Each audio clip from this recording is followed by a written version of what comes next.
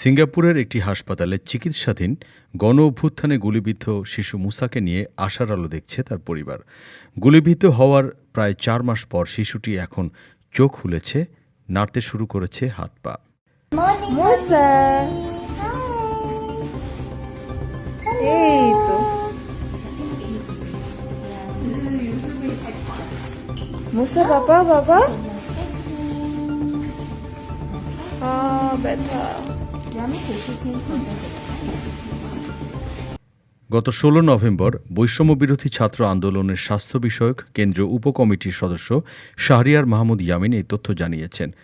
মুস্তাফিজুর রহমান ও নিশামণি দম্পতির একমাত্র সন্তান মুসা ২৪-এর গণ অভ্যুত্থানের সময় দাদির সাথে আইসক্রিম কিনতে গিয়ে গত ২৯ জুলাই রাজধানীর রামপুরার মেরাদিয়া হাট এলাকার বাসায় গুলিবিদ্ধ হয়।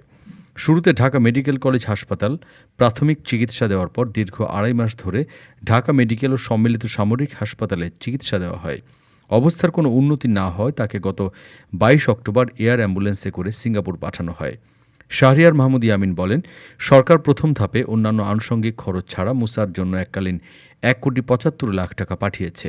দ্বিতীয় ধাপে আরও ১ কোটি টাকা পাঠানোর প্রস্তুতি চলছে। এছাড়াও সরকারি খরচে থাইল্যান্ডে চিকিৎসা চলছে ৩ জনের। ডেস্ক রিপোর্ট, আজ বার্তা, ঢাকা।